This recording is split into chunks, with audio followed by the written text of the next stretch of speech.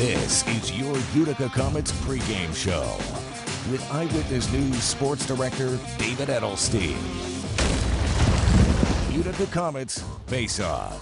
5 Utica Comets players have been called up to the NHL taxi squad now for the St. Louis Blues over just the past 3 weeks. It's forwards Nathan Walker, Dakota Joshua, and Sam Annis, defenseman Steve Santini, and now goalie John Gillies. All of them were called. And as the St. Louis Blues have dealt with injuries, they've had to kind of step in at that level, meaning that younger guys are stepping in the Comets. And to discuss this whole situation and all the moves and what it means for the Utica Comets, we welcome in St. Louis Blues scout and AHL general manager Kevin McDonald. Welcome. Kevin, you've been in an interesting view of this team this whole time. It's your responsibility actually to basically oversee the prospects for the Blues organization and also their development. So what do you see from your perspective in a situation like this?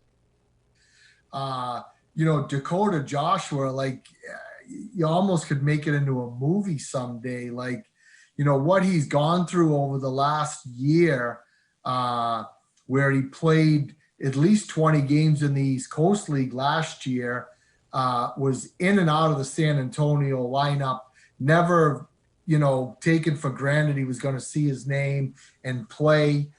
He was only one of 2 players under NHL contract that the Blues didn't bring in for training camp because we had restrictions with the numbers. But, you were there during training camp, as was I.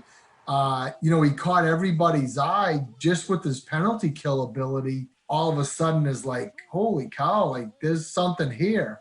And it was great. Like, I talked to Doug Armstrong, the Blues general manager at the time of the call up, and like, we just felt like it was the right message at the time for everybody. Like, here's a kid that we haven't handed anything to, but he's gone out and with his level of play and consistency earned the call up.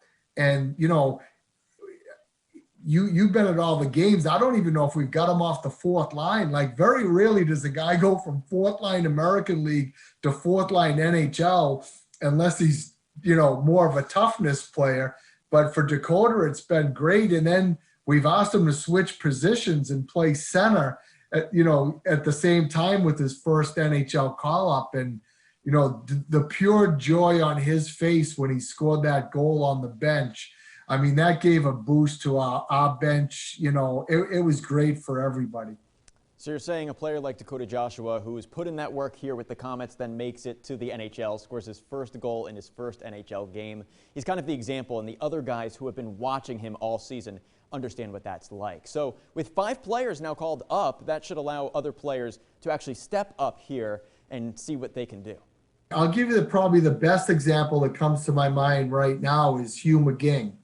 And I know, that's where Vancouver and Utica, everybody's been so great to work with, but like Drew Bannister and Trent Cull are talking every day, and it's not, it's lineup, it's lines, it's how we're going to use guys. But, we're trying to, so everybody gets to showcase themselves and earn a little bit more ice time and at least get the chance to, sustain a bigger role. And, Hugh McGing, if he's not on the power play, then we're trying to get him on the penalty kills. So he's, even if he's on the 4th line, when some of these games, there's a lot of penalties. He's not completely just, waiting for 5-on-5 to get back out there.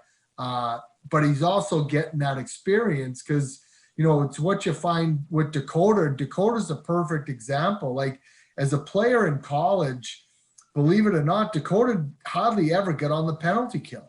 Like, he was a power play guy. So now he turns pro and he's trying to learn a new skill, but he's learning it against the best players in the world.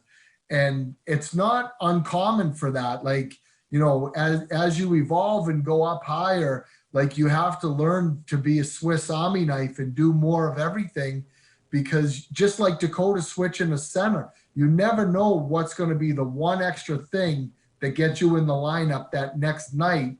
And then you get a chance to stay there. Well, Kevin McDonald, thank you so much. We appreciate it. And we're going to see some of those guys step up tonight. Puck drops just in a few minutes. After the break, we'll turn it over to Jason Shia for the Comets' rest of the pregame show. We'll have highlights later tonight on Eyewitness News on WUTR and WFXV. So until then, enjoy the game, everybody. And as always, stay friendly and stay tuned.